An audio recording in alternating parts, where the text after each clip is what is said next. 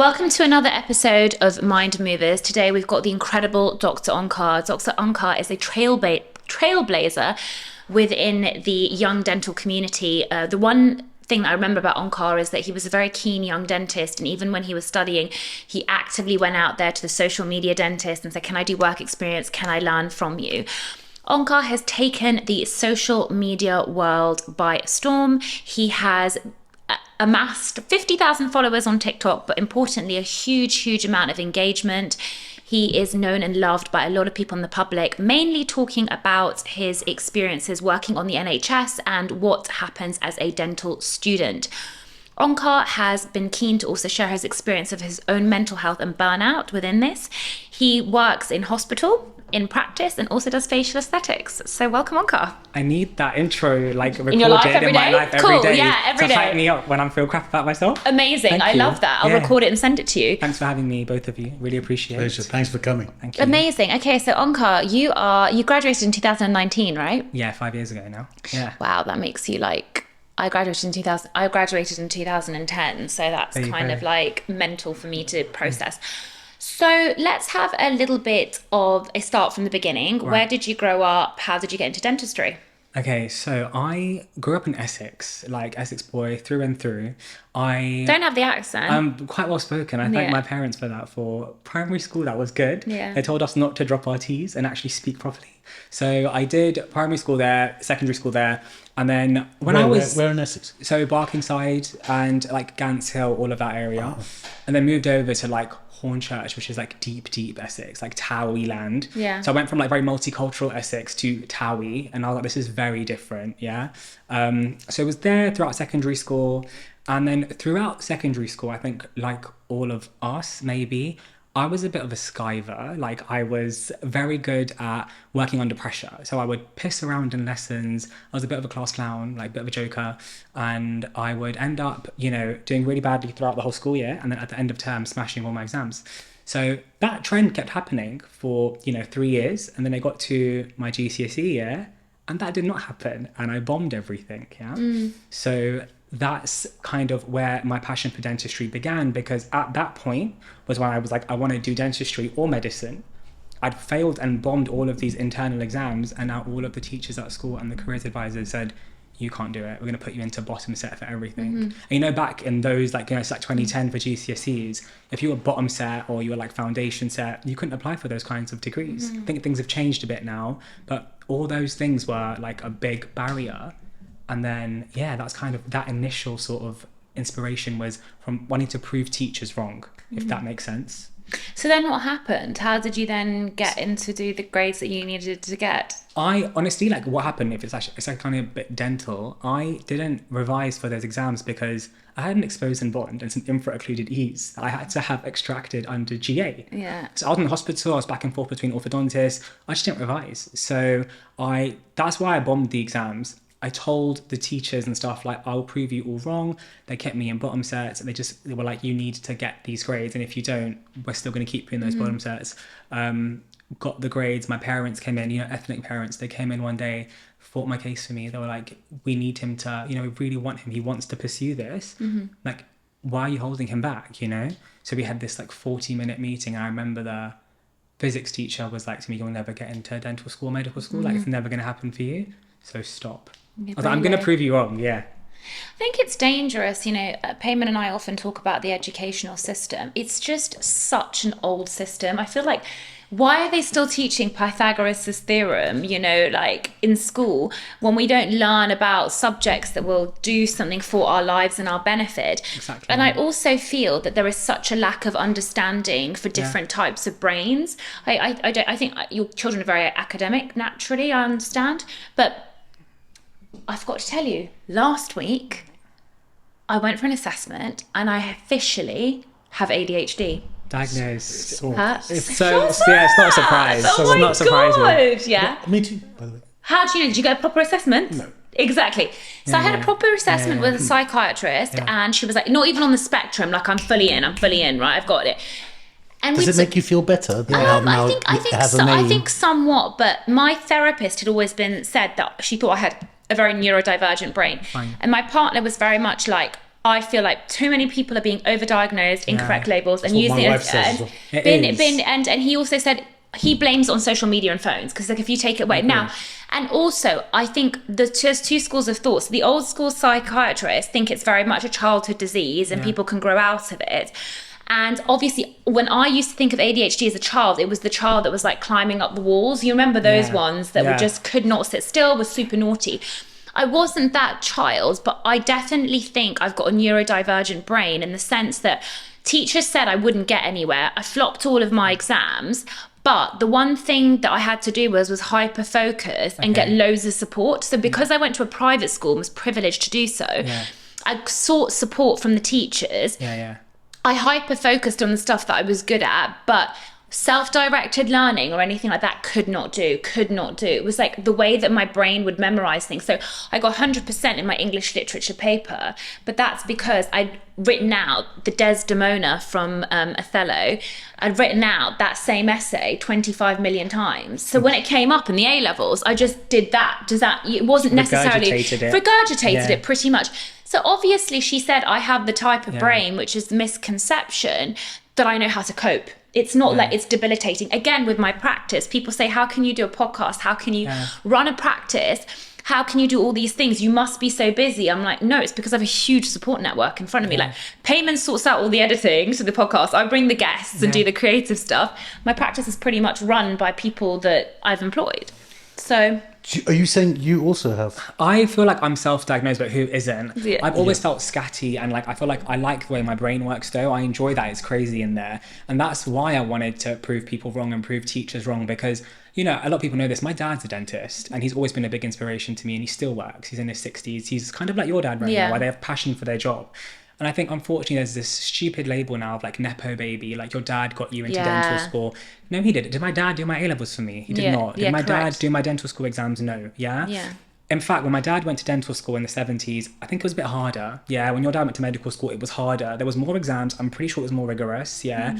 Still difficult now, but that label annoys me. And I had that throughout school as well as uni. People were like, your dad's a dentist. You must have it so lucky. In fact, someone was like, he's so lucky he has his dad because he can go home and talk about cases. I'm not chatting to my dad about work when I go home. I don't. Well, I mean, Payman feels quite strongly about this whole Nepo baby thing. Well, no. No, in the sense that you think it's really unfair that people. I think it's unfair, but you've got to acknowledge that there is some advantage in having a dad who's a dentist. For me, I'm blessed to have his expertise in my back pocket. Yeah. But I don't like the insinuation of he got me into dental school. Of course. I think that irritated me because I flopped my A-levels again. I gap yeared. I had 4 rejections and then went to 4 offers. Like, I went through it in my gap year on my own, like 18. All my mates had gone to uni. One other person took a gap year with me. What did you do on your gap year? So I had to reset my A-levels, right? So you just studied the whole of the gap year? I resat chemistry, I resat geography. I worked like 3 different jobs because I knew it's a 5-year degree. I want to save up some money. And I did a little bit of traveling around Europe. Nothing crazy. I didn't find myself on like a mountain somewhere. I wish I did. I honestly wish I did. Me too. I wish I did. And I wish I didn't have to resit those exams. You know, I remember my mates and my mum telling me, like my mum especially was like, work hard, like smash those exams, enjoy that whole year because you'll never have that again. And I was like, nah, mum, it'll be fine. Like, I'll be fine. But A-levels are hard. I think certain elements of A-levels are probably harder than dental school for me. And when I saw those grades and I was like, it's not even a flop. Like 2 A's and 2 B's is not a flop to the general public, but to people who are high achievers or need like 3 A stars or whatever, you're like, I flopped. And then that's when you kind of go whoosh and you think, I've messed this up now, you know? So I think that was really important. I needed that. And because at GCSEs, I didn't have that because I bounced back. A-levels was my first taste of failure. B's aren't a failure, but for me, I was like, oh my God, adult life. And I remember like I bought that, is it The Guardian or The Times that has the clearing list in the newspaper? Yeah. And you read the offers and I was highlighting things. I remember medicine was in clearing and I was like, do I do it? Do I do it? Yeah. Do I ring like Liverpool Uni and go for medicine? I like move, or do I stick to my guns and actually pursue that dental school dream? And I'm glad I did. What did your parents say? What did they encourage you to do? My dad is honestly like, he always said to me like, do what you want to do. Yeah. The reason why he drew me towards dentistry is because every day he came home was a good day. I've never heard that man talk badly about dentistry. Yeah, he loves people, he loves his job, he comes home and he talks about it with passion. Yeah, and I was like, it can't be that bad. Like, it can't be that bad if he loves his job. Yeah. On the other side of, we've all got medical friends and family and complete other industries, and I never heard people talk about their jobs that way. Yeah. I shadowed in like, hospitals, GP practices, banks, like everywhere that I could, as far as going to like restaurants and looking into like being a chef. And I was like, I don't know. I actually don't know. And sometimes I still don't know if I'm doing the right thing, like shock bombshell. Still don't know if dentistry is like something I'll do forever. Well, you're very early on. You're very early on. 5 years, like 5 years post-grad. It's very early on. But I mean, Yeah. where did you study? King's. And how did you take to university? I loved uni. Like I loved the social element of uni. I think we're all like, I love like just people and like being around people. And for uni, having that gap year and having like 2 friends and being a little bit low, going to a year of like 140 people your age, new social network, London. so much fun. London, I love London. I'm from London. I was stuck between London and Leeds. I know Leeds is your alma mater, right? They were my 2 top unis, and I had 2 offers from them and other unis. And it was nice because I had 4 rejections that year before. So I was like, I've got options now, yeah, pending my A-levels. But that year of my gap year, like, it was special. Like, I knew I'd get in. Like, my exams all went well. All my revision material went well. Like, all those entrance exams. Did it change you and you became a more serious studier at that point, or still no? I knew there was more like stuff. There was basically more on the table. Like, if I didn't get in a second time round as a resit offer holder, there was no chance I'd get in a third time round. Yeah, but going forward in King's, were you much more serious then? I think yes and no. I became more serious at the start of my first year. I was definitely more serious, but I was implementing the wrong things. So whether this is ADHD brain or whatever, I was trying to work like an A-level student in uni, and that method didn't work. Like, writing pretty notes and trying to memorize things was not working. So then I almost failed first year. And then I was like, shit, something's not right here. Like, this is not the way I need to go moving forward. Like, you're passing exams by 1%, skin of your teeth. Yeah. Pardon the pun. Yeah. And then second year as well, like, passed one exam well, and the other exam was like, again, 51%. And I was like, what is happening? And then like literally uni, when I failed that exam, I failed an exam in first year uni, which didn't count. It was like a middle of the year hurdle. And they called me in for a meeting and they were like, you're revising, like, because your first exam was 51 and this exam was 49. Like, you're basically averaging effect, like, a fail. Like, are you studying? I was like, of course I'm studying. Like, this is how I work. They're like, something's not right. Like, the way you're working is not right. But I think they just thought I was party animal, which was definitely not the case. I honestly was putting in the hours, but it was not right. Then it all changed in my third year of dental school when I realised how I actually work. And I've used that method ever since. And now photographic memory. The thing is, the educational system is so flawed because Yeah. I knew how I worked really well, and going from a kid that was told that they'd never make anything of their lives and just might be good at drama to smashing my A-levels, getting a scholarship, etc., and then getting into dental school, I really hated the philosophy of, first of all, you're with the most intelligent people in the country. Same. Just aim to pass. That's what they told you. And like, I found that just so demeaning. You know, you have gone to school to being like, I'm going to get 4 A's to just pass. And they made everything so difficult and so impossible. I just don't think it's actually a very encouraging way of thinking. And I don't think it's very helpful to the students. And I think it has a massive impact on their self-esteem and their self-confidence. So it's a flawed system, in my opinion. Agreed. I mean, how would you change it? I think we need to account for the fact that people work in different ways. I have no idea, but I think we have not reviewed the systems in school and university for centuries. It's madness. You know why? So, Elon Musk talks about school should be streamed by subject. Explain. Yeah. So you could be a 12-year-old in a class with a 17-year-old in physics. Because you're amazing at because physics. you progressed in physics. But you could be in a class with a 7-year-old in English. You know, so you don't just go up because of your age. different subjects. Yeah. And I agree with that to some extent, yeah. But Because that's a bit like getting a university degree, right? Because then you go to university and you refine what you're good at. If you really are good at something, you should progress, you know, and it shouldn't just be age based, you know. It's well, that's one idea. Now, I was asking someone, what would you do to the dental course? Because there's a lot of the dental course that you never use. Jesus, and then, Krebs cycle. Krebs Bloody hell. Yeah, all Right. of that. Krebs Honestly, cycle. Krebs. But bearing in mind, some dentists go on to, you know, develop drugs, and so they need to know, you know, so there is that. There's other important bits of dentistry that don't get covered at all, right? No implants, no ortho, no whitening for the sake of the argument. And so what would you take out? And I said I would take out full dentures. Yeah. But then I interviewed a guy. Rupert. Well, I interviewed a guy the day before yesterday. Actually, it came out today. Yeah. And he's a super duper prosthodontist, the youngest ever specialist in Ireland, head of the Irish Dental Association. And I said to him, what was your aha moment when you think of occlusion? And he said that full dentures are the key to everything. That's where smile design came from. That's where all the occlusion stuff came from. And so you suddenly realize that, you know, that me saying take full dentures out, this guy was saying it's everything. Okay, maybe it's not about taking the stuff out. Maybe it's about adding it in, because why aren't we learning about tax? You can't just That's what I was No, going to yeah. say. Why don't we learn about tax at school? Accounts. Opening an ISA, like saving money. Getting a mortgage. Getting Get a a mortgage. Like how But that should be school. That should be school, but like even like the dumbest things of like getting a credit card. Like no one teaches you how to build your credit rating in school. Like why do we learn pi? Whether to become a limited company, all this stuff. That should be school. That should be school. I think school should teach you more important life lessons. I think it'd be very hard for a dental school to tailor the teaching towards every different individual personality type. Yeah. I've now gone back there and I teach there, right? So What do I'm you- back at my uni. What do you teach?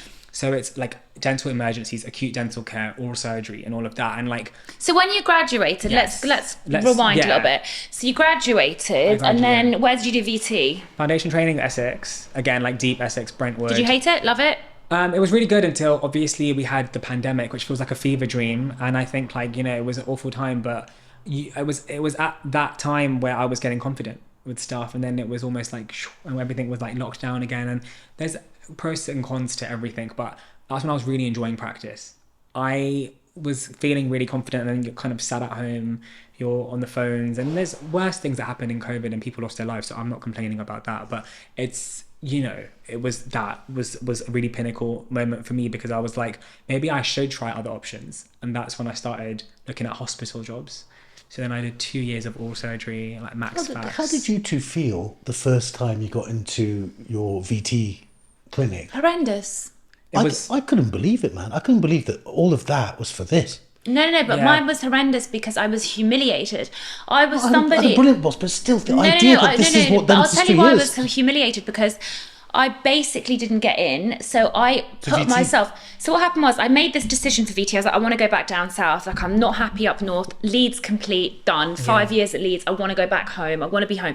But I'd made the active decision that I don't want to be London, because I heard the practices in London were really bad. So I thought Kent, Surrey, Sussex seems like the logical thing to do.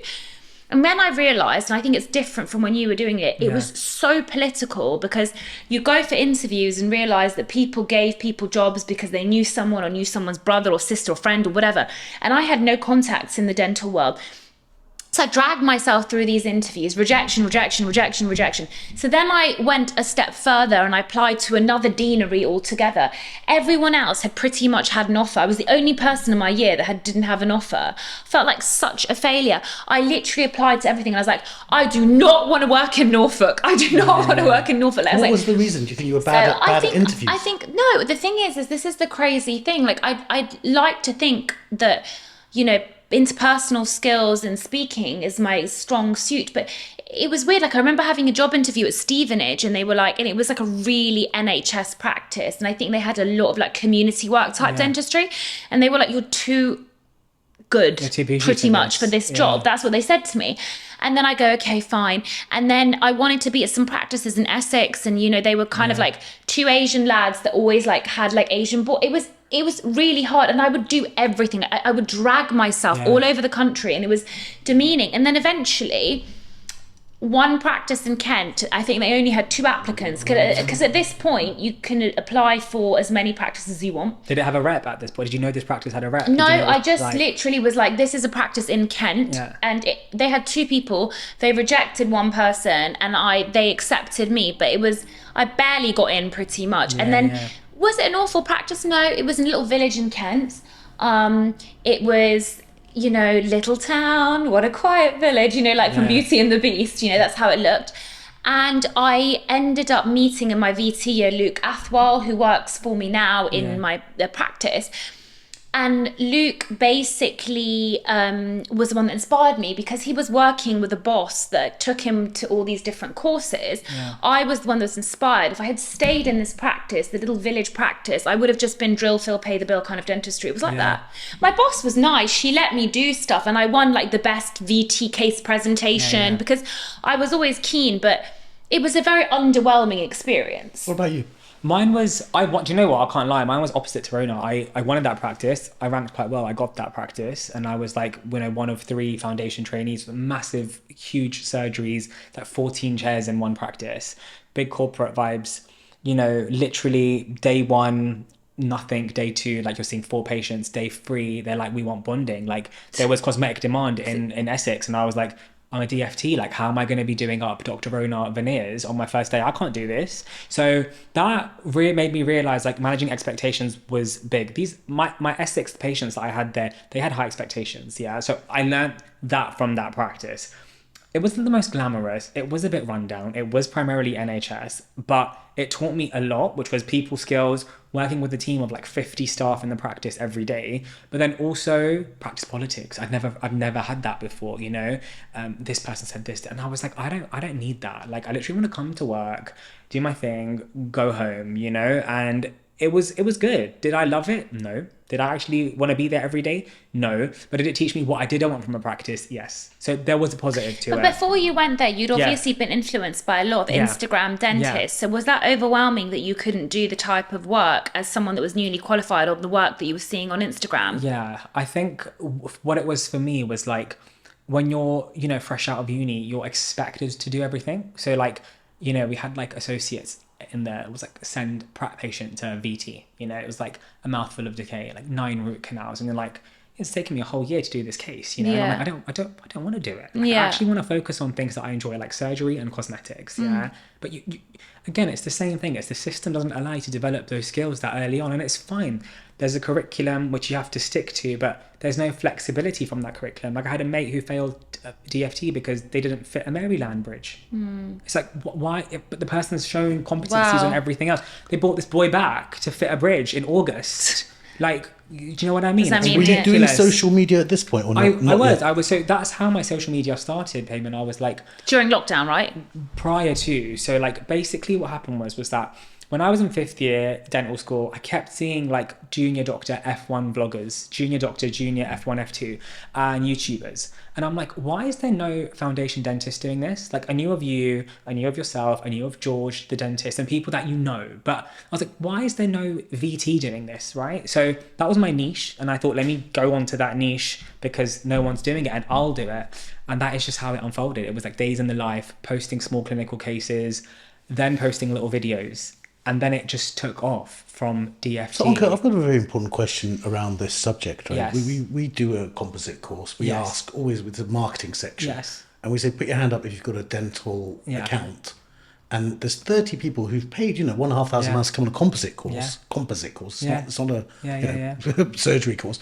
And in the room of 30, generally there'll be 6 or 7. Okay. No way. Who've got a dental account. Only? Yeah. And the other... And do you ask them why they don't have it? Yeah, exactly. And why? The most common thing is they're scared to show their work because they're worried about what other dentists will think of it. Other dentists are the worst. They haven't got time, is like, you know, the normal excuses. Or my account, you know, my family account, I can't handle 2 accounts. You know, but basically, this is a question I'm going to ask you. How come you didn't have these hurdles? Imposter syndrome. Or did you, and how did you get over it? At that point, I was like, I don't really care. Yeah. I'm gonna put myself out there because realistically, Were you not worried what Dr. Hold Rhona, on, Dr. Rona's going to think about because your I'm going practice? because I'm going to No, tell you. I never I thought might that. argue how old are the age group that Yeah. say they're scared of being judged by the dentist? Because I feel Yeah. the younger ones. They're young. Are No, they but I feel actually- like yeah. the younger ones are more ready to put themselves out there. MSM is full of young dentists trying to get private jobs. So they're not the people like in their 30s, 40s. No, they're all young dentists trying to get jobs. I mean, I've always been a bit extrovert. I've always liked not being the center of attention. Like that's not like I'm not an attention whore, but like I've always enjoyed like. You know, in uni, I was part of the comedy show, the dental comedy show. okay. I, used to You do put all these yourself things. out there, yeah. I'm not scared to put myself out there. People are always going to talk, whether you do bad or good. Like dentists and colleagues, unfortunately, will talk, whether it's good or bad. So for me, I was like, I don't want to post teeth on my personal account. I've got family and friends on there that don't care about teeth. In fact, my friends were unfollowing me, so like we don't want to see grotty extractions on our personal page. They were like, we'll refollow you when you open your own doctor account. So that's actually also what I did because my sister and stuff was like, we don't want to see that. We're not dentists. And again, I'd be on my personal Instagram and it'd be all teeth. I'd lost all my friends and family on my following list. That every time I'd open my phone, my suggested page was this, Teeth, and I was yeah. like, no, I don't. I want to separate that. So that's where the doctor account came from. It just came from wanting to make the. I think like a good way for me to put it is, it's very easy in dental school, and I see this now with the students that we teach now that I've gone back, to aspire to be great. It's great to have that aspiration, but where's that journey to get to that greatness? Yeah, like no one leaves uni and is great at everything. It takes time. Like you said to me, 5 years is still a recent grad. I feel like 5 years I've been through the tracks, like I've done a lot, but I agree, it's not that much time, right? I didn't think there was anyone showcasing that young journey all the way up to that. And I think you can aspire to be great and compare, but comparison can be the thief of joy. And you can be like, why am I not as good as Dentist X? Dentist X is 25 years post-grad. Yeah, so I for me, it comes down to, are you documenting your journey? Yeah. Yeah, and Yeah. that mindset, because I've seen several day one dental school posting. Yeah, but Yeah? I think and that's amazing. Like, yeah, but I think like look, I got asked to Yeah. I got asked to speak at Joe Lovett's event Yes. on Oh, Saturday. by the way, I Yeah, heard you how did a was great that? job. I heard, Who yeah. told you? Friends, Who's friends? Tell friends me. who were there, people that were there. You don't have any friends. Tell me who. But how many friends? No, I saw great reviews for you actually. Really? Who? Yeah, Who all told over me? all over Flatter me. Instagram. Yalla, tell me. Yeah, all over Instagram. I saw good Feed reviews. you There was a lot of good reviews. Yeah, I mean, obviously, like for me, I have massive imposter syndrome. So, Yeah. but I find it really amazing that a lot of young dentists understand me, is what I Yeah. mean. Because the thing is that I always found that a lot of dentists my age and older troll me or like don't get me. 100%. So I find it so amazing meeting these young dentists. And even Payman said when we Yeah. started Mind Movers, so many of the young dentists came up to him, and it was really amazing for us to hear that, because we know that we're making an impact, bringing these conversations to the forefront. And I think the thing is, like, there are the incredibly talented, like George the dentist. I'm not Yeah. that dentist. Same. And I never pretend to be that dentist, because my dentistry is good and my patients are at the forefront of my page. Yeah. And I think that's when you really recognise. I had dinner at the Invisalign Live on Friday. This is going to make both of you laugh. Okay. And I sat next to a dentist, I'm not going to say, and I'd say he does pretty good clinical work. Like he's up there. Okay. But he told me he got a 2-page message. He showed me, because I was beside myself, Yeah. from one of the rubber dam crowd, basically completely ripping him apart for like his molar, and like, did you use this? What was your cavity prep like? Why wasn't this? Like, what are you doing? You shouldn't, where's the rubber dam picture? Do you know what I mean? I was like, oh my gosh, people have that much time on their hands. We're not at university, like if he wants to put a before and after of his molar, the boy put it. I think I would say it's not that deep, but to some people it is that deep. And that's when it comes to thinking like, do you know what? Actually, there's more to life than teeth. Yeah. And I think, but for some people, it's the epicenter of their universe is that. And I think like this is why I wanted to separate work Instagrams and clinical Instagrams, because I'm like you. I think the reason why, like going back to the convo of like, you have a lot of young dentists look up to you is because you keep it real on socials. you. I've always felt like you kept it real, and I've followed you since I've been in dental school. But I think you keep it real, and I don't feel like when you're on Insta, you're playing a fake character. It's actually Rhona talking Do you think to the that? camera, and that's what I want to Really? do. And it's like students meet me now at uni when I'm teaching, and you know, dentists my age, and like you're at events, they're like, you're like you are on Instagram. So I'm not pretending to be someone, like I'm just being me. Actually, you're even cooler in real life. I'm just telling you now. I'm just telling. But I want to know. Is this the first time you guys have met? Yeah, in real life. Yeah, Oh, but funny. Onkar, tell me one thing though. Why did you? And I'd be interested to know why did you choose TikTok as your platform to blow up? You know what? I always liked Insta, but TikTok happened by itself. Honestly, I posted a video one lunchtime. I put my phone down. Was it Turkey? It was about jaw trainers. Yeah, like fine. those rubber things that you chew on. Yeah. I literally remember making a video in lunchtime. I put my phone down for 20 minutes. I opened my phone, and I was in a hospital job at this point that had a no social media policy. So they were like, you can't post, you can't have TikToks, you can't have Instagram. So there was something that happened the year before me in this hospital. And I was like, I hope no one ever finds this TikTok page. And I was trusted to be that video that I filmed in a clinical room, in the hospital. But no one was there. It was just me in the room with a white wall, But, you know, I'm wearing my NHS lanyard at this point. Did you get in trouble? Well, 20 minutes later, it had 30,000 views. But what happened at the university, the hospital? All the dental nurses that work in the hospital found the video. They forwarded it to each other in the dental nurse group chat in that hospital. Nobody pulled me up. I actually went to the consultant and I was like, look, I do social media. This has happened. Like, this is my phone. This is me. You can't, there's no data anywhere. It's just me in the clinic room. And they were like, it is what it is. As long as you don't breach rules and you're not, but I was so nervous. That video got like 8 million views or something, and then that just snowballed. And I was like, oh god, I could do something with this. As you know, as long as I don't take everything to heart and every bad comment to heart, I could do something with this. I think what's amazing about TikTok that you probably hate the fact, right? Not hate, but with TikTok you don't need followers to get views. You know, Instagram's turning that way too. I think that TikTok is much better for my mental health than Instagram is. Right, but what I'm saying is you've put in this 10 years of work into Instagram, and I can't grow. And on TikTok, I've grown in a year. Right. Okay. Perfect. You love that's it. That's why I love it. Right. I'm like TikTok. Instagram is really annoying because Instagram will favor those people that have grown back in the day. So I have a friend of mine, millions of followers. She posts, I'm not joking, on rotation, the 3 same stories.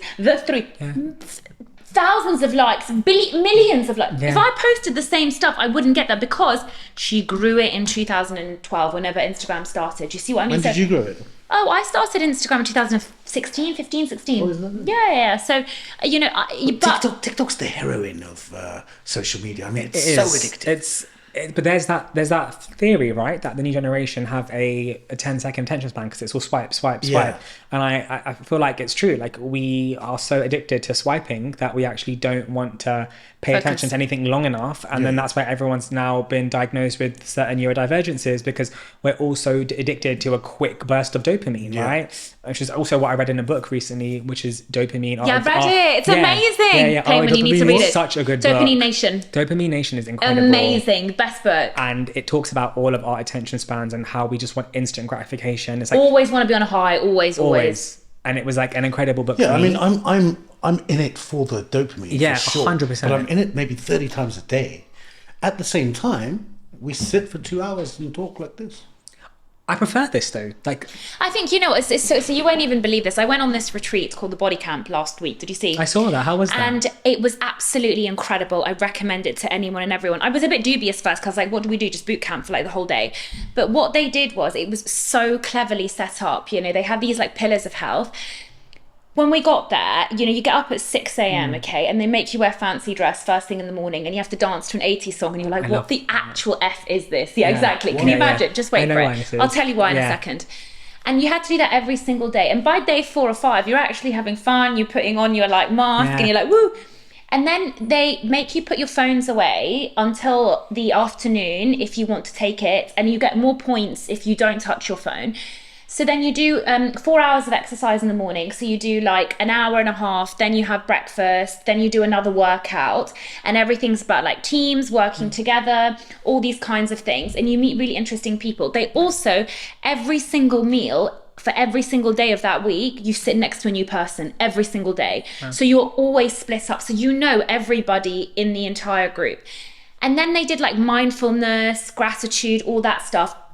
They even made us write a letter to ourselves in the future. So it would be me in 6 months being like, it's been 6 months since the body camp, and they give you like structures, and now they're going to post them to us in 6 months. I can't even remember what I wrote. You wrote, yeah. Now you might say to me like, what is this up? But every single person who had stories, trauma, felt amazing after that week. And it was so basic, the principles, but we forget it all. We forget it. And you might say, what was that? The whole point of the dressing up thing, and you're just like, oh, what the fuck is this? Why are they made? We take life so seriously, man. We take it so seriously. So when you're there, like they're literally making you wave around to like ABBA or something in this outfit at 6 o'clock in the morning, like, why do we wake up so serious in the morning? Do you know what I mean? Have a bit of fun first thing in the morning. I think so. It was really interesting, but like I spent, guess what my daily average was on my phone for that whole week? Probably like 8 minutes. 13 minutes. I love that. Me. I love that. 13 minutes. And you know what my best friend said to me, that also is a therapist, that said Rhona's definitely ADHD. Do you know what she said to me? She said to me, you're actually so present and so engaging when you ask people questions and their stories. Because guess what? I had no distractions. I was genuinely interested in everything going around me. What's your screen time now? What have you gone back Probably to 8 now? hours. Is it back to 8 after the retreat? Yeah, I'm going to look now. Yeah, check. 8 hours a day. What's Something like yours? that. I'm going to check. Mine's about 5, 4. But see, I don't know. If you listen to a podcast, does it count that as screen time? No, that's not screen time. Unless you're watching a podcast, like a video podcast. Like yesterday, I was 6 hours so far today. Yeah, my average is about 5.5 to 4.5, depending on the day. If you're filming content, it's like 8-10 hours a day. And then you start engaging with the content because you have to do the likes and the comments and okay, I want you to tell me this. So you rose to TikTok fame quite quickly. Yes. And can we call it TikTok fame? Yeah, I really think it is. I mean, you've had like, what is it, 23 million views on one video, or is it 5 million, something like that? 10 million combined. What was it about? The jaw trainer. Every viral video I've done has been on like something that I reckon like was a good message behind it, you know. So like, well, I think the one that interests me the most viral video I saw recently, which I want you to shed light on, was about glamorizing dental school. Oh yeah, that went well. So let's talk about that. Let's talk about it. So tell me what you meant by that. How are people glamorizing dental school, and why do you think that's detrimental? I just think like, I said it because I was tired after a long day of work, and I was like, I look like shit. Like I've got tooth juice all over me, like my hair's a mess, and I'm on TikTok, and the first thing I see is like, come with me to place a composite veneer at dental school. And they show this lovely view from Guy's Hospital. Example, disclaimer, it's just because it's got the best view in London. And, you know, you then are seeing these lovely scrubs and beautiful white trainers and these polished individuals. And they make it out to be like they went to uni to do one plastic composite veneer, and they went to the library, got a coffee, sat in the sunshine in the park and went home. And the comments are literally all, dental school is adult art class. Dental school is so glam. Medical school is where it's at. Fake doctors. Like, I wish I did dentistry. And I'm like, you need to show what is actually, when we would go to a clinic, we'd have to be sitting there for 7 hours drilling plastic teeth. We'd get our preps critiqued by someone who was like, you know, the top of their game. You made to feel like, and yet emotionally then you get emotionally unstable, and then you feel like crap because you've left a tiny bit of margin somewhere, or you've chipped the tooth next door on plastic teeth that you can take out of a model. Like, it's not that deep. Like, I had trauma from the way some of those tutors would be like, you've damaged the tooth next door. In real life, you'd get sued for that. Oh, literally. Come on, I'm 22 years old. Like, I should be out having fun with mates. I'm here drilling teeth at 4 o'clock on a Wednesday afternoon. You know, like, I want to do this. Let's be constructive. So for me, I just felt like it was being glamorized. I think a lot of as well, like, I see a lot of American dental creators, and their dental school career is completely different. They do undergrad and they do dental school. Their training looks very rigorous. Yeah. But again, like, so glam. They go in like lovely fig scrubs. They look good. Yeah. Come with me to the gym at 5 a.m. Then I've got dental labs. Green juice. I've got dental labs until 9 a.m. And I've got 3 composite veneer cases. I'm like, that isn't my dental school. Yeah, literally. I did not have that. You know, Did you spend any time in America? No, I've been a couple of times, obviously, for holidays and stuff. No, but not in dental school. You did elective. Elective in Japan. Oh, wow. How was that? I loved it. I love Japan. I just wanted to do something, again, like, I've always been a bit of someone who wants to go against the crowd and do something different. So all my mates did South America. I was like, I'm not doing that. Let me do the most far away thing from South America I can do. So I was like, did Japan.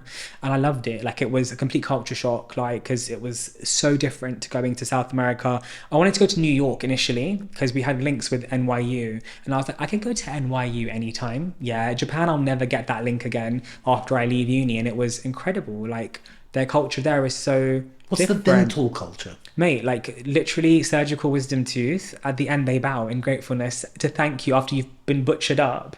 They're bowing in gratefulness But honestly, because it's they're so incredible. polite. Like, But you know, Japan for me really fascinated me. I went there a couple of years ago with a girlfriend, and the culture for me was so different that you feel that you're in a different universe. But as Onkar said, the respect they have for each other as human beings, whether it's Amazing. fake or not, is unbelievable. And you see, as a culture, for example, you ask people for directions, we'd ask them on the tube because it's very confusing. Yeah. They'd get off the tube with you to direct you. And then I remember this girl was walking to us and we were like, no, thank you, we need the toilet. She was standing outside the toilet waiting for us because the service that they want to give to one another is so ingrained in them. However, you cannot tip because tipping is insulting for them. So if they accept a tip, it's really insulting. And then I came out of like Japan, and what was interesting is because they were so polite, you became so polite. And then I literally was like, I'm an massive CUNT. When I come to London, I'm going to be polite.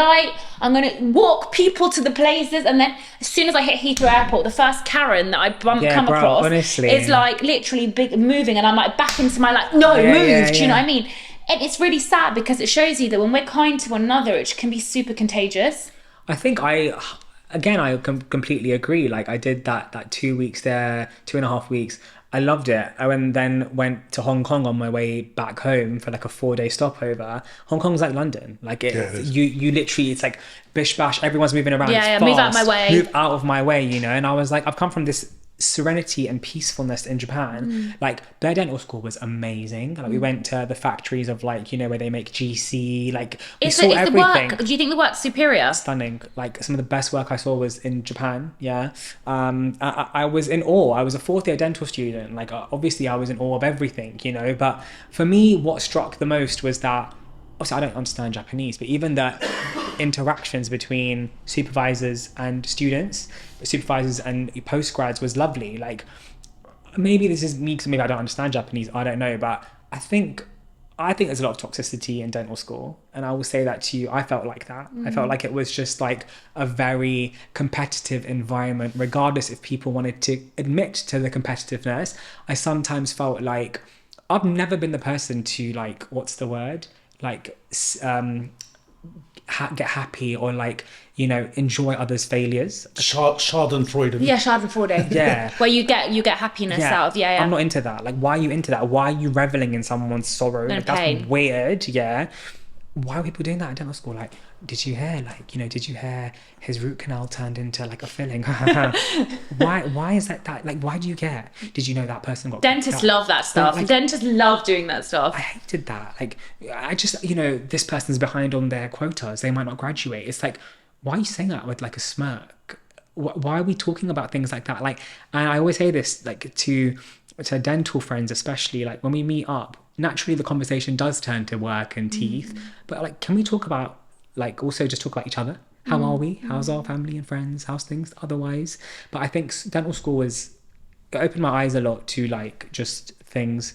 But yeah, Japan was the opposite to that. But as you rose to like TikTok fame, were your colleagues, your dental colleagues, being a bit weird with you or a bit jealous?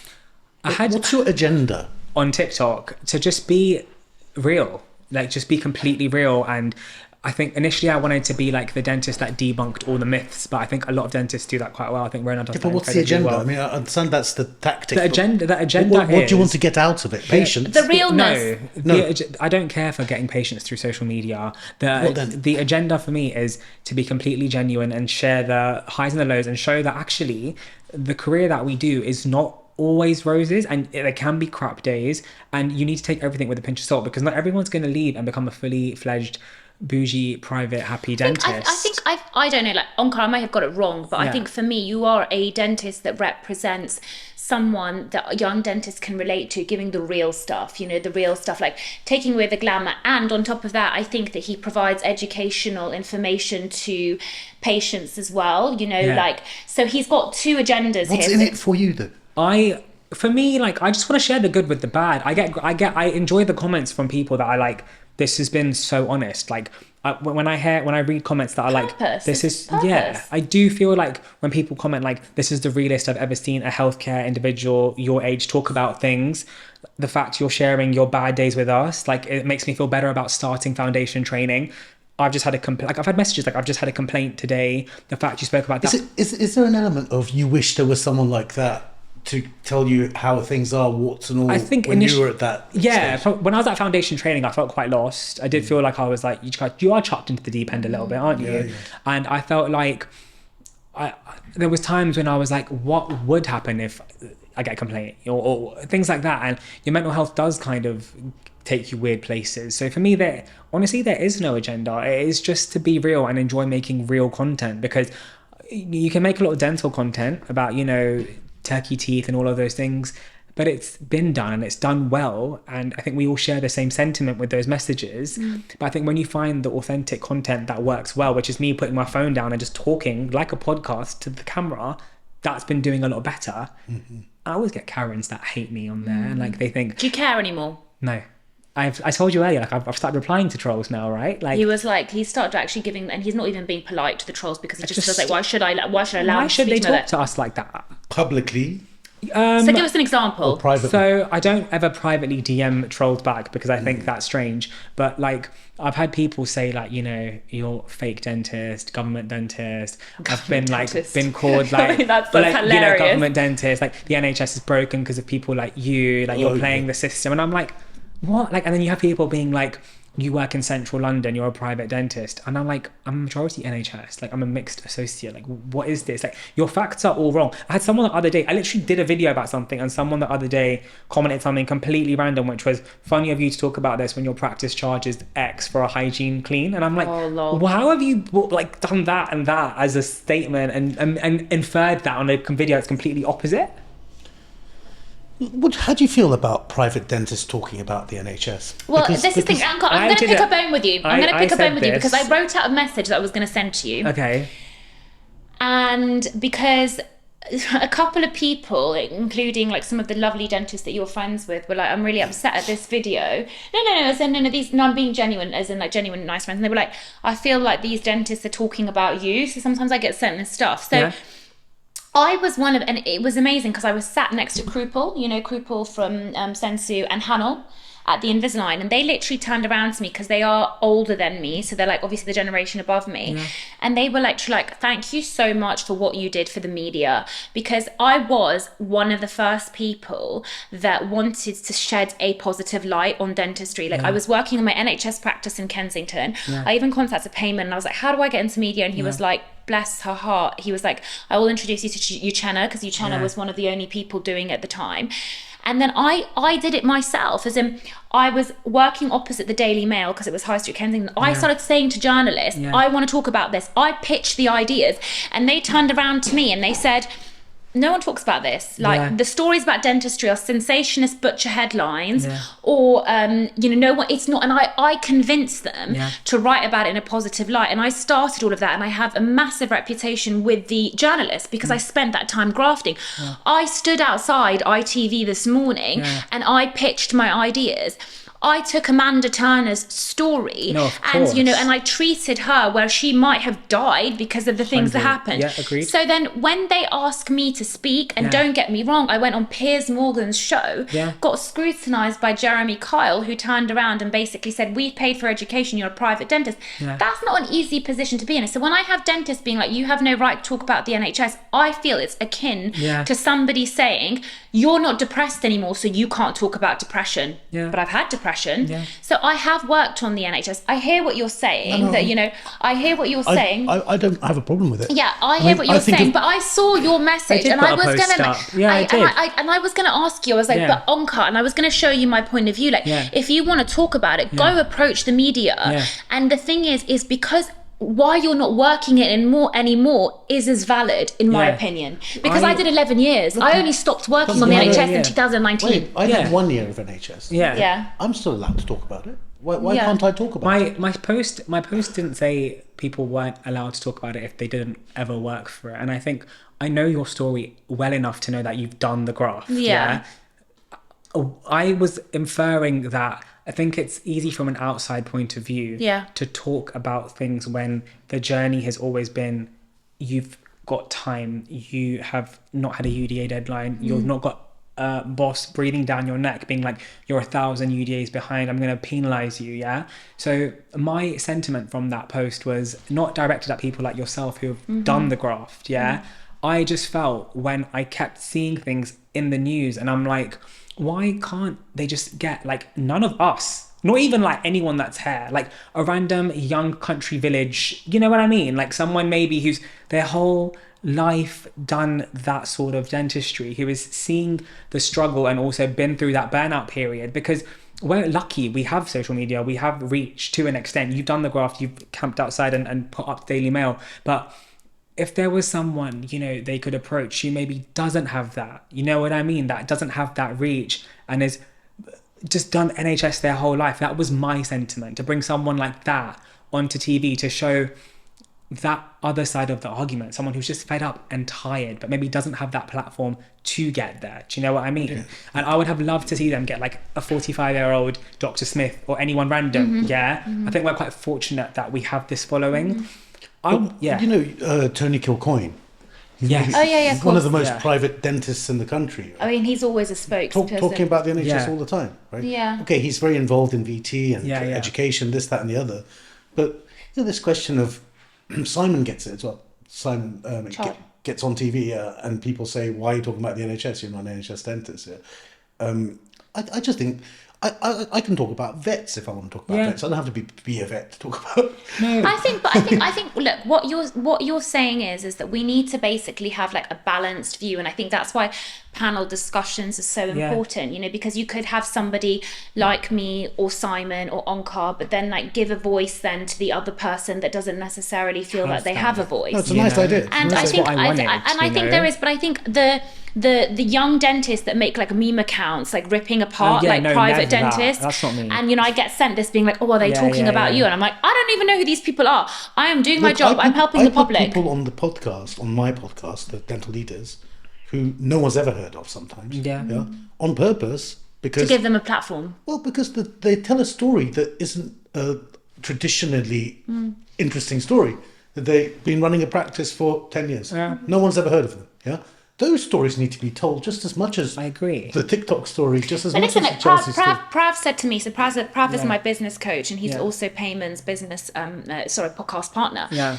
And Prav said to me that one of the most fulfilling, and you know, Prav works with very high net worth dentists, he's worked with he said one of the most fulfilling stories that he has is of a guy that sold like a one surgery practice because he was able to spend time with his family. Exactly. And like, I think he sold it for like 200k or something like that, which isn't the dream for a lot of people. But he said it was the most fulfilling thing for him. What success meant to him. Yeah, it's what success meant to him. It's relative, right? And I think that that's the really important thing. I get worried sometimes. The one thing that I think upsets me, and I tried to do a video and it flopped on this as well. And I thought, you know what, I have to reflect on this because maybe I'm being a dick. Yeah. But I basically said that it was really unfair for young dentists to get huge profiles and promote work that they don't know how to do, because I thought it was really irresponsible. So for example,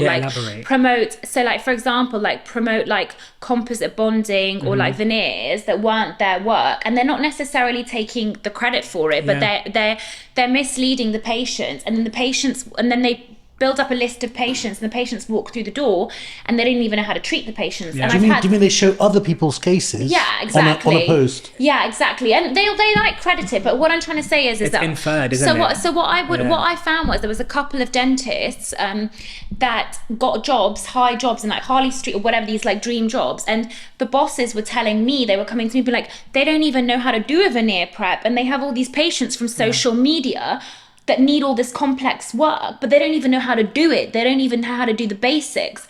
And I just think that sometimes your ego has let you get and you do not do this, which is great, because as I said, no, you're really great at this, but I think it can be dangerous because you're putting yourself as a professional in a difficult position.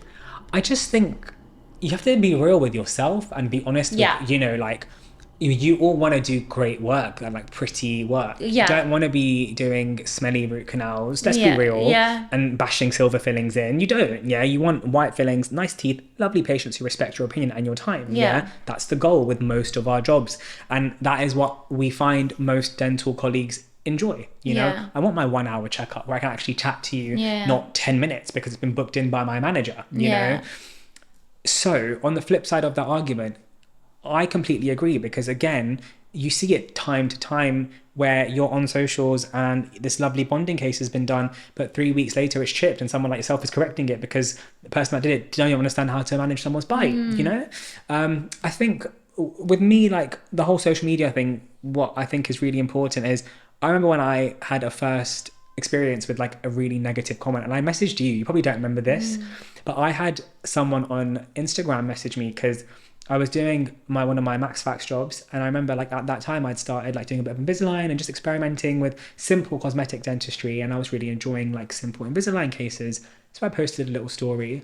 Someone messaged me from a like meme account, like a Dental one, like a username 45222, yeah, with like a model from Google Images as their thing. Yeah. So I reverse image searched it, and it was a model. It wasn't them, and it was like, you should be, I literally remember this message word for word. It was like, you should be ashamed of yourself promoting COVID infection control and surgical dentistry in your day job as a dental core trainee, but doing cosmetic dentistry and non-essential work in a pandemic during the weekends. The GDC would not look favorably on this. God. I'm like, this is someone I know. This is definitely 100% someone I've had this kind in of my social messages. circle. This is someone in the circle, someone from somewhere. So I was like, do I reply and be like, do I not reply? Do I block? And then I got another message, which was like, and also if they knew you were just the DCT one, they would never come and see you, hun, X. And then I was like, who is this? Why are you sent? And I messaged Rhona, and I remember this really clearly. I sent you a screenshot and you were like,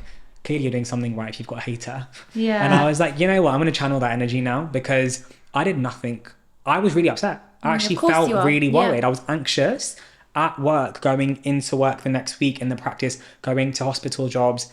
It was COVID. Like, COVID was a weird time for dentists, right? Like, wearing an FFP3 to do bonding. Like, it seems crazy now, but back then, wearing those helmets we used to wear because we don't want to shave. And I'm like, geez, like, I had such awful comments that I actually deactivated Insta for a bit as well. And it was like, oh, it was really, really bad, because I struggled in my second job with a lot of things in personal life and blah blah, where I just went off socials completely for 4 months, and like screen time went down to like an hour. Did you feel better? Yeah, I actually did. Yeah. And I reactivated because I was on a night out with my mates, and I think they wanted to tag me in the story, and I was like, you can tag my Dr. Onkar, like, I don't need to be back on my personal account. But I reactivated, and I was like, I didn't miss this. I didn't like opening Instagram, because when you get to that 27, 28, 29, so when you get to that late 20s stage, 10 years ago, it's like 20 15 for pay. You scroll, and it's like, if it's not bloody teeth or a nice bonding case, or someone's got a nice job, it's like engagement. I've bought a house, I've got a dog. And I'm like, I don't have that, or that. And I was like, this is making me feel worse about myself. I hated the job that I was in at that time. And I also hated everyone on social media at that time. So I deactivated. It was the best thing I ever did. Yeah. I mean, and look, I guess, like, in a way, you've channeled your own thing, because you've brought realness, and people want to see realness. Dr. Aram, who's my root canal specialist, he absolutely hates Instagram engagements, when like the photographer's there and they're like, I'm so surprised, but why is the photographer there? Do you know what I mean?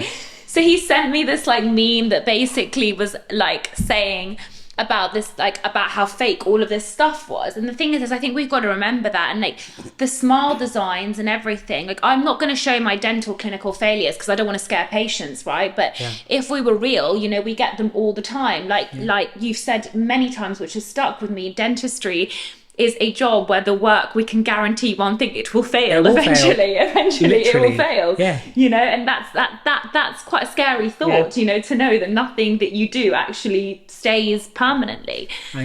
So what do you think is the reason that dentists kill themselves?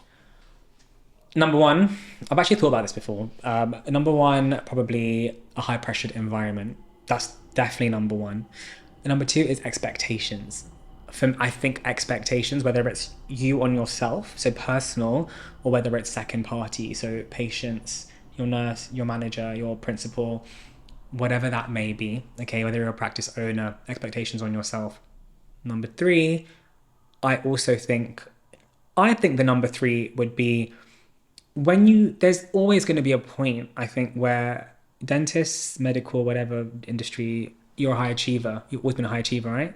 There's going to be a point where you flop. At some point, there's always going to be a point. No one's trajectory is always going to be like that, I personally think, yeah?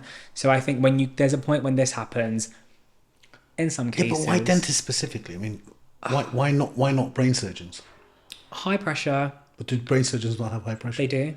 They definitely do. The nature of the beast with dentistry may also be the fact that it's so litigious and like so many complaints and that complaints. More than medicine, by the more way. than but obs and gynae, they're not killing themselves. The thing is, I think maybe. What do you think? Also, the patient is awake all the time. That issue. Brain surgeon, they're You're asleep. knocked out. Yeah. It's a big difference. You know, that when you're saying high pressure, I think, that, I can say brain surgeon. More pressure, probably. But 100, definitely. No, but in a way, a live patient, yeah, you're constantly on tenterhooks. And now, I know we get used to it, and you're not on tenterhooks every time you do an examination, but every time you give an injection, how many times a day you do that? Yeah. Every time you do and they're anything. flinching, and they're saying, I hate this. And I hate a dentist. I think a combination of that and 4 walls. Yeah. Brain surgeons in the hospital. Then it gets monotonous, I think. Yeah. Yeah. When was your mental health the worst? 2022. Why? So I was working a job that, I personally didn't want to do, to be completely honest, but I did it because I had no other offers in the bag. So it was still another hospital job. And it was just, horrific. I didn't want to be there. I don't think they wanted me there. I felt like... I was really close with my grandma, and she had passed away 3 weeks prior to... No, 3 weeks. She literally passed away the day I started that job. So, I was very close with her. She died on my birthday. So it was so sorry. Yes, it was I started that job 2nd of September. That evening, the next day was my birthday. I started this new job. I didn't want to do that job. Anyway, that all happened in the back. There was no... I didn't feel like there was any work... support, if I can say that. I was given a day off, and they were have a day off and come back on Monday and you can help in the general anesthetic wisdom tooth list. And I'm what? I've had this thing happen to me. I'm quite traumatized here. I lost grandparents, but I was 6 or 7, not 27. You process things a lot more when you're older, and almost I was her carer at times. I was always there, and then that was awful. What did it mean to your life? I mean, how did you feel? I just, I think for me, being when I was obviously now 27, and I think you see almost the senior of the family or whatever it may be, and they're reduced to this little person in a hospital bed. I hadn't seen that before. I'd worked hospital jobs, I'd done max fax, oral surgery, all these things. But when it's very easy to detach at work. When, you're the person giving the care, there is that element of detachment. When it's family and you're helpless, very different, and when it's end of life care, that's also quite stressful to go and see. And I think, regardless of what we may do at work, it is stressful, but then, you come and see this and your home situation is now just as stressful. There was no sort of way for me to have a break anywhere. It was awful both times, everywhere, and it was just a lot going on, and I felt like I was in that job. I got a lot of energy that was just not supportive of me at that time.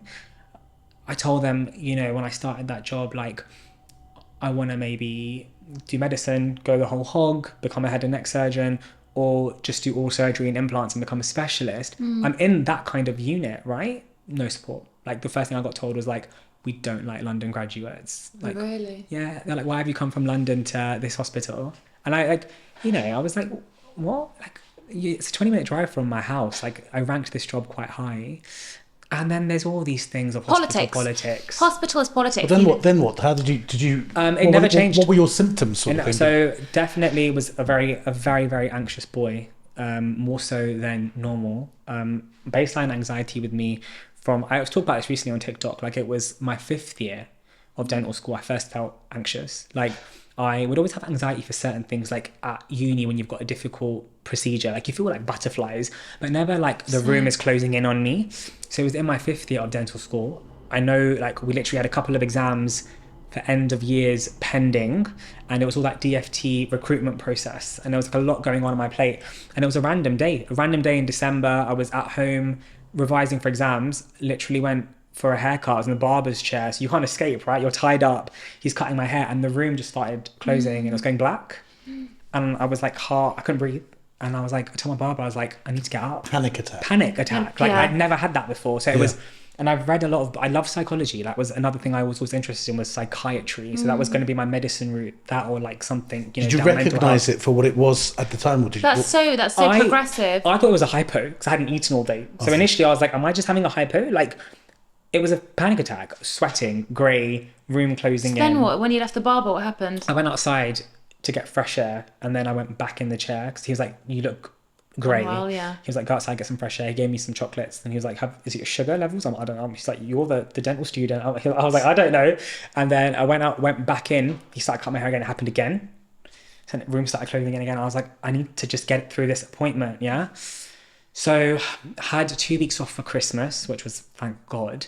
Went back to uni. Room started closing in. I'm like, why is this happening? I can't identify why I'm anxious. I was detached. I felt like I was observing myself from an outsider's body. Like, I was floating and I was watching myself do procedures, and I would literally be like, I don't understand this. I was getting sweaty. I remember like palpitations. I'm a very chill person prior to this, yeah? Like, resting heart rate 48 beats per minute. Like, I'm not an athlete, but I'm always super chill. Nothing makes me nervous. I was so on edge. I couldn't go to honestly, looking back on it now, it was quite bad. I couldn't go to the supermarket. I couldn't go and walk in the aisles because they would start closing in.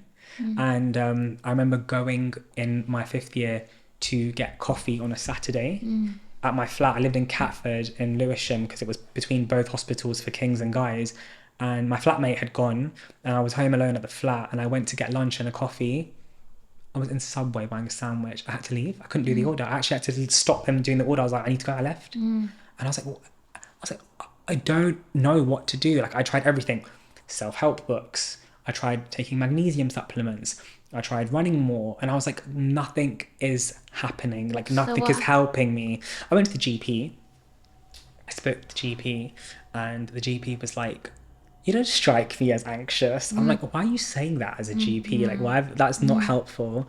They basically were like, do you want talking therapy? What do you think you actually want? I'm like, I just want answers, to be honest, because, I think people will deep dive into your childhood and be like, Freudian theory, like, tell me where you had a bad time, I'm like, I can't really acknowledge any of that from the 5 years of like the uni experience.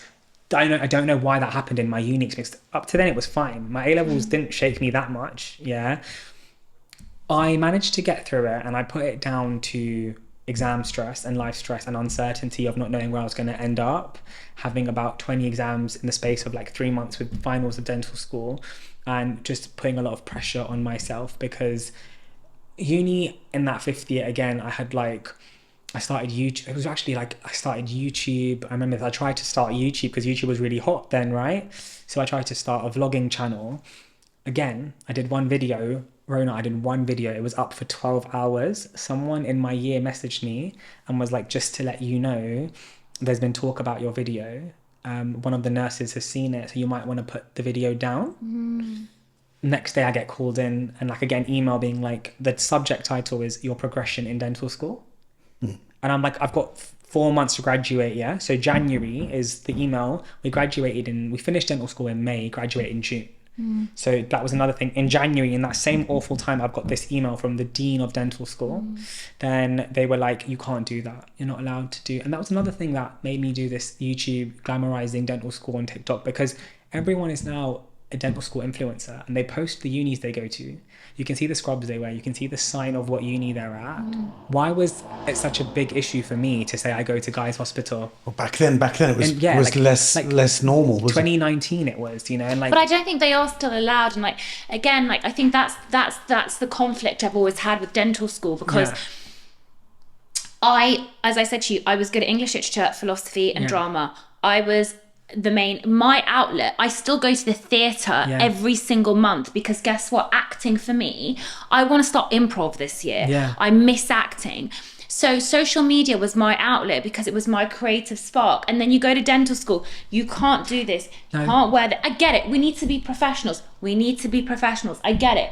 But for me, like, there is just like, can we not be humans? But why can we can't not be humans? Why can't I wear white trainers though? Yeah. If I'm wearing smart trousers, why can't I wear white trainers? Like, why do I need to wear black shoes with buckles on them? Like, I get it completely, but also it doesn't affect my ability to be nice to my patients. That is another scrap I had a lot with dental school. I was like, why are you telling me that I can't? I'm pretty sure in uni they also told us we're not allowed visible tattoos. Was that a thing for you? Not allowed tattoos. Yeah, visible tattoos. Not allowed tattoos, not allowed piercings. The boys can't have, like, you know, beards. And I was like, this is weird. This is really weird. Like, I So don't get corporate. it, you know, and I'm quite an expressive person. Do you think there is a line? I think, like, listen. Like, what would be your listen, red line? I think, right, at the end of the day, if you are being treated by a professional person, and a professional person is someone that you trust, there is a degree of you somewhat judging the way that they look and what they present. Okay. Would you agree? I think, I don't know, because for What would be your red line if you went to visit Okay, so for example, I saw. Did you see that TikTok video of that girl that had a devil's tattoo here, and the devil's tattoo had like blood, and I think there was like animals dying. She was covered in tattoos and piercing, and she was like, "I went to TK Maxx. TK Maxx rejected me, and the reason why TK Maxx rejected me was clearly because of my tattoos, and this is like a judgment." But like, you look a bit scary. Like, if you're going to be like attending people, like customers are going to be affected. Okay, I'm going to tell you something that I did. Tell us regarding tattoos. Not did, but felt. If someone would come for an interview at Enlighten with a tattoo that you couldn't easily hide, you wouldn't. I would question their judgment. On that tattoo, or just their general judgment in general. Okay. Because if you're putting a tattoo somewhere where you can't hide it, like here, on your... Oh my God, I'd love hand tattoos. I'd love it. Yeah, but see, now they're much more normalised. But, you know, maybe... 10 years ago. 15 years ago. Yeah. If I could see tattoos that you couldn't hide at all, impossible to hide, on the I've got questions side of your neck, I would question that person's judgment. If you saw a psychiatrist and they were covered in tattoos from like here to like here, for example, and piercings, how would you feel? Like, I think the question to hit you back with is, do they make me feel good? Do they answer my clinical questions? Do I feel safe? So you wouldn't judge at all? No, not really. I don't really care. I've changed my position on tattoos. I'm like, you know, that this everywhere. Yeah, like, if I mean, look at my piercings and I've got 7 tattoos. Do you know what I mean? If I go to someone for, like, regardless of their job role, if someone's doing a good job and they're taking care of their clients or patients or whatever, I'm not really, my opinion is minuscule, you know. Okay, I agree completely, but also I totally agree with you on the thing of like appearance. And if you come to my clinic, it was funny. It's diversity central. I mean, as Prav told you, it's literally. I've seen your team. The thing is like, I've been called in. People want to do television programs about my clinic because they were like, oh my God, like you are literally LGBTQT, like body sizes. Because I have always judged every single one of my staff based on their merit and based on like how they treat patients. And it works really well because my team is so diverse.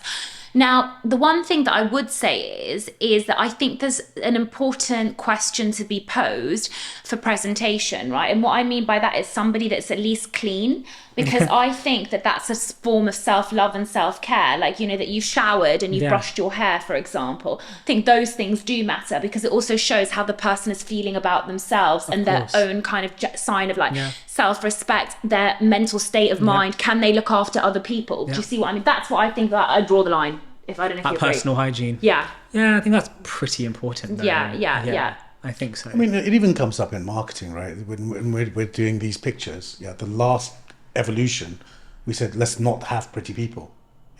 Let's have people who are just normal. Let's have normal people. Real people. Let's not even have pretty smiles. Let's have diastemas, right? And let's have diastemas are cool, man. I love a diastema. Let's have tattoos. Yet when we went into it, we lost our bottle and we thought, what's our distributor in Kuwait gonna say? You have to take cultural. No, I completely agree. You know what I mean? Yeah, and I think Gen Z are really challenging the norms, which is great. But Onkar, how did you get out of this mental state of the panic attacks? I think for me, like, I'll be honest, when I finished dental school and I was away from that pressure situation of constant exams, they fizzled away themselves. So you didn't go on medication? I didn't go on meds. I looked at what I was doing, which was behavioural, a lot of caffeine. Like, I drink like 4, 5, 6 coffees a day. I'm pretty bad for it. Yeah, and I was still doing that in uni. Fizzy drinks containing caffeine, all of these things that were like, stimulants. You're trying to think, what is making me feel worse? So cut out caffeine, cut out all of that. Tried to be a lot better with things.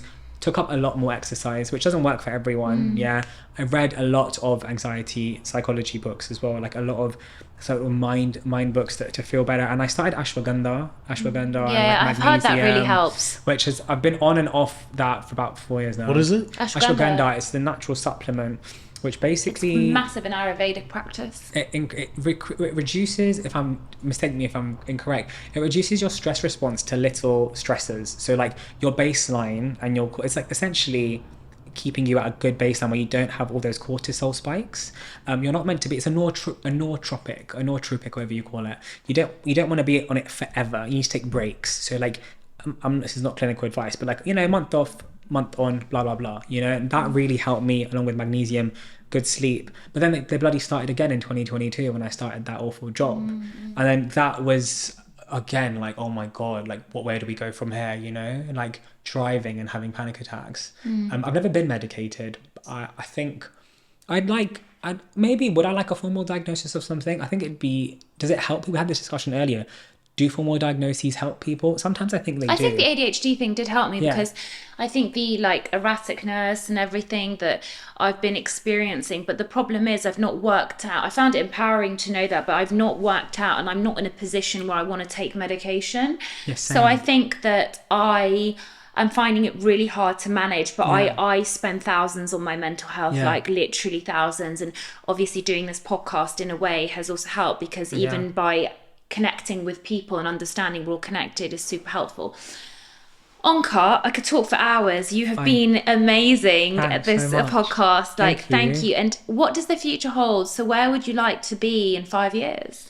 I think 5 years is probably maybe finding the agenda. Finding the why is really important, I think. I still feel like I probably don't know my why completely, all right? And I think that's natural. And I think we need to take that idea of everyone knows their why straight away.